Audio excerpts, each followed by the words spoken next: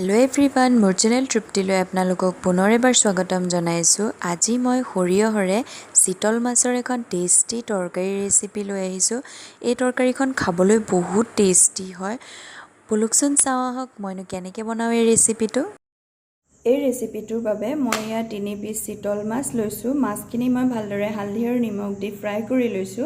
আৰু ইফালে মই মছলাত লৈছো সৰু চামুচৰ 2 চামুচ সৰিয়হ। মই ইয়াত বগা সৰিয়হ লৈছো আৰু অলপ সময় পানীত তিয়াই ৰাখিছিলো।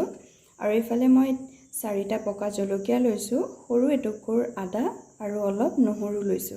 আৰু ইফালে লৈছো মই এটা ডাঙৰ আলু আৰু আলুখিনি মই দীঘলীয়াকৈ কাটি লৈছো। আলুটো অপচনেল হয়, আপোনালোকে দিবলৈ বিচাৰিলে দিব, নিদিলে নাই।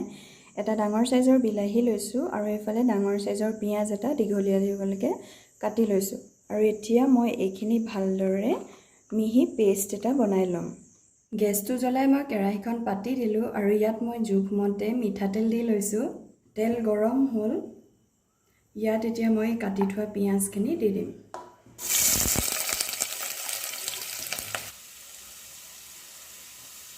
সৰিয়হ, আদা, নহৰু, জলকীয়া যিখিনি মই পেষ্ট বনাইছিলো সেই পেষ্টখিনি ইয়াত দি দিলো। ইয়াত এতিয়া মই জোখমতে হালধি দি দিম, সোৱাদ অনুসৰি নিমখ দি দিম। আৰু ইয়াত মই সৰু চামুচৰ আধা চামুচতকৈও অলপ কম জিৰা গুড়ি দি দিম। আৰু এইখিনি এতিয়া ভালদৰে মিক্স কৰি দিম। আৰু মছলাই তেল এৰি নিদিয়ালৈকে এইখিনি এনেদৰে লৰাই ভাজি থাকিম। মছলাখিনি ভাজি হৈ গ'ল আৰু মছলাখিনি ভাজোতে 2-3 মিনিটমানহে সময় লাগে। এয়া চাওক তেল বেৰিঙি উঠিছে, মানে আমাৰ মছলাখিনি ভালদৰে ভাজি হৈ গ'ল।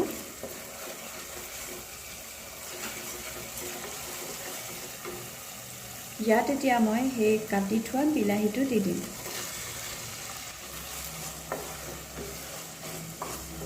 আৰু ইয়াত মই একেলগে এই কাটি থোৱা আলুখিনিও দি দিম। মছলাখিনিৰ লগত এইখিনি এতিয়া ভালদৰে মিক্স কৰি দিম। আৰু এইখিনি এতিয়া মই সিজিবৰ বাবে এনেদৰে ঢাকি ৰাখিম। আৰু মই এইখিনি সময়তে গেছটো একেবাৰে লো কৰি দিম। 3 মিনিটমান সময় হৈ গ'ল, মই এইখিনি অলপ লৰাই দিম এতিয়া।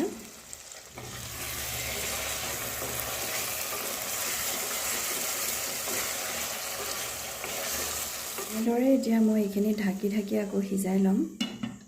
ইয়াত মই এতিয়া অলপ পানী দি দিলোঁ আৰু আলুখিনি সিজিবৰ বাবে মই এনেদৰে আকৌ 10 মিনিটমান সময় ঢাকি ৰাখিম। এয়া আমাৰ ভালদৰে আলু সিজি গ'ল। ইয়াত এতিয়া মই মাছ কেইপিচ দি দিম। এতিয়া মই 5 মিনিট এনেদৰে ঢাকি ৰাখিম। 5 মিনিট হৈ গ'ল। ইয়াত এতিয়া লাষ্টত মই এয়া অলপ মান ধনিয়াৰ পাত সৰুকৈ কাটি লৈছো, সেয়া দি দিম। আৰু এয়া আমাৰ সৰিয়হ দি চিতল মাছৰ তৰকাৰীখন ৰেডি হৈ গ'ল। এইখন তৰকাৰী খাবলৈ বহুত টেষ্টি হয়। আপোনালোকে এনেদৰে এবাৰ ট্ৰাই কৰি চাব আৰু কেনে পালে মোক কমেণ্ট কৰি জনাব। এই তৰকাৰীখন বনাওঁতেও বেছি সময় নালাগে, সোনকালে এইখন বনাব পাৰি আৰু কম মছলাও ব্যৱহাৰ কৰা হৈছে। যদি আজি আপোনালোকৰ ভিডিঅ'টো চাই ভাল লাগিল তেনেহ'লে লাইক কৰিব, ফেমিলি আৰু ফ্ৰেণ্ডছৰ লগত শ্বেয়াৰ কৰিব আৰু মোৰ চেনেলটো ছাবস্ক্ৰাইব কৰি দিব। আৰু কাষতে থকা বেল বাটনটো ক্লিক কৰি অল কৰি দিব, তেতিয়া মোৰ আহিবলগীয়া নতুন ভিডিঅ'ৰ নটিফিকেশ্যন আপুনি প্ৰথমেই পাব। আৰু ভিডিঅ'টো শেষলৈকে চোৱাৰ বাবে ধন্যবাদ।